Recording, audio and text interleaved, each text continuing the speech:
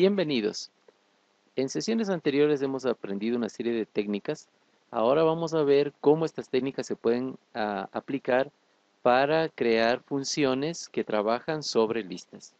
Sin más, vámonos a nuestro Visual Studio.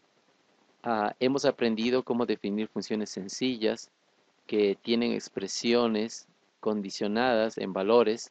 Hemos aprendido también cómo definir funciones recursivas, funciones que su definición utiliza a esa misma función, por ejemplo el factorial, y hemos también aprendido cómo usar patrones.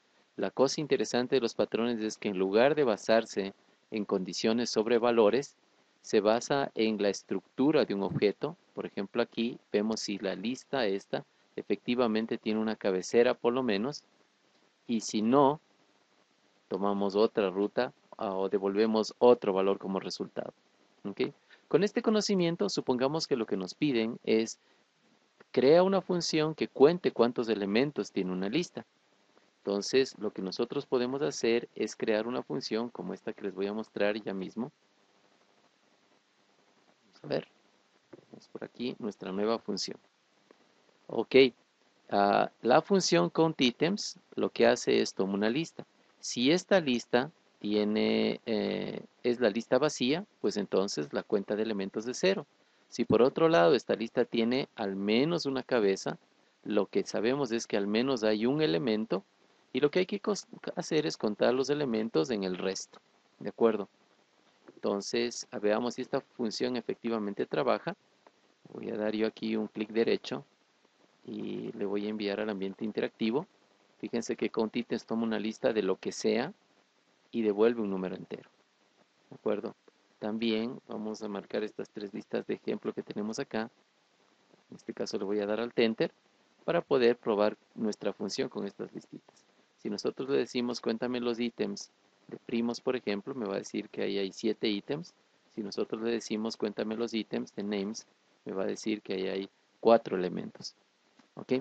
Incidentalmente, noten que es interesante el hecho de que head no está siendo utilizado para nada en expresión de resultado en este caso, y por eso mismo nosotros podemos, en lugar de ponerle un nombre, podríamos poner el underscore o raya baja, y lo que esto nos dice es, si la lista tiene algo al comienzo, no me interesa qué, y algo que le sigue, pues entonces ya tenemos por lo menos un elemento. Esta función producir el mismo resultado que a la anterior, ¿no? Ahora bien, supongamos que nos dicen no quiero que cuentes los elementos. Lo que yo quisiera más bien es que me sumes los elementos de una lista.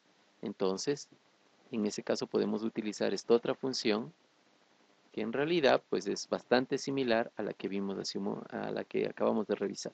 Fíjense que aquí lo que estamos diciendo es para sumar los ítems de una lista. Si la lista se corresponde a la lista vacía, pues la suma es 0. Si no, si la lista tiene una cabeza seguida de algo más, pues hay que sumar la cabeza con la suma de todo lo que quede. ¿De acuerdo? Una vez más estamos usando recursividad y patrones. Al Enter, nosotros le podemos decir, por ejemplo, súmame los ítems de primes y la suma de los primos en este caso resulta ser 58. Incidentalmente, esta función ya toma una lista específicamente de enteros y devuelve un entero, y eso por supuesto significa que si intento hacer algo como esto de acá, de hecho va a ser un error porque me va a decir que le dimos una lista de cadenas y él esperaba nada más una lista de enteros. También incidentalmente, estas funciones es solo un ejercicio crearlas, porque estrictamente hablando estas funciones ya existen. Por ejemplo, tenemos la función length, que dado una lista me devuelve su longitud, y tenemos la función sum, que precisamente dado una lista suma a los elementos de la lista. ¿Ok? Probablemente, si viéramos el código fuente de sum y length, usarían técnicas parecidas a las que nosotros hemos puesto aquí. También incidentalmente, este list punto indica que esta función sum está definida en un módulo llamado list. Más adelante hablaremos de lo que son módulos en F#. Más adelante en otras sesiones, quiero decir. Ok, pero ahora subamos una gradita más y en lugar de tener una función que dado una lista devuelve un elemento, digamos que queremos construir una función que dado una lista nos devuelve otra lista. Un ejemplo sencillísimo de eso es una función que duplica los valores de los elementos que tenemos en una lista dada. Entonces, una función de ese estilo va a ser esta, duplicar valores. ¿Y qué es lo que nosotros hacemos? Si la lista es la lista vacía, pues duplicar los valores de esa lista es vacío mismo. Por otro lado, si la lista tiene una cabeza y tiene un resto, entonces lo que hay que hacer es duplicar a la cabeza y eso ponerlo al comienzo, recuerden nuestro operador constructor, de la duplicación de todo lo demás. ¿Okay? Con eso en las manos nosotros podemos otra vez llevar esto acá y decir, duplícame los valores, por ejemplo, de primos. Si vemos el valor de primos, efectivamente los valores de esta lista acaban de ser duplicados efectivamente. ¿Okay? También eso se puede aplicar a cadenas de caracteres. Supongamos que lo que se me pide es que que haga una función que pone en mayúsculas todos los elementos de una lista de cadenas. Entonces, en este caso, nosotros vamos a tener esta definición de acá, absolutamente similar a la que tuvimos, con dos interesantes diferencias. En lugar de duplicar a la cabecera, ponemos en mayúsculas a la cabecera. Quisiera resaltar que esta es la función toOper a la que estamos acostumbrados cuando usamos C# o Visual Basic.net. ¿De acuerdo? Y eso me lleva a la otra diferencia. Fíjense esto de aquí. Estrictamente hablando, a mí se me hubiera ocurrido que quizás es buena idea poner nada más que de aquí.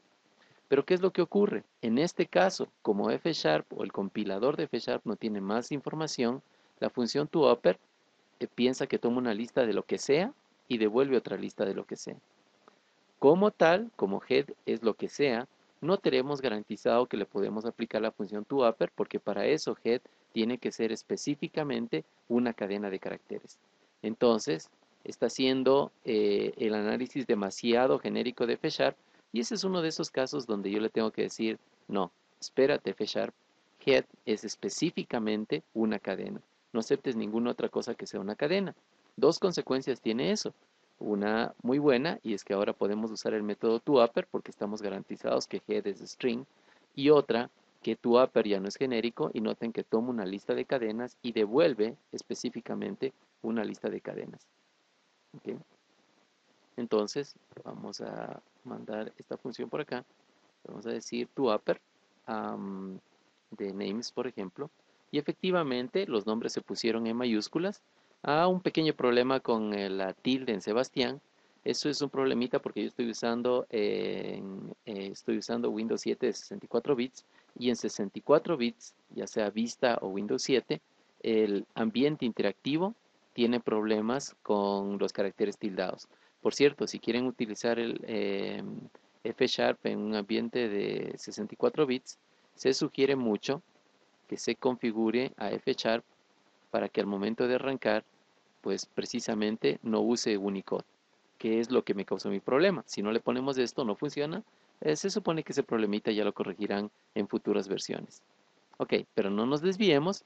Recuerden entonces ustedes que se puede combinar la recursividad con el ajuste de patrones para hacer cosas como, dado una lista, obtener un solo valor al contar o sumar todos los ítems de una lista, o dado una lista, producir otra lista, por ejemplo, al duplicar los valores de una lista o al poner en mayúsculas una lista.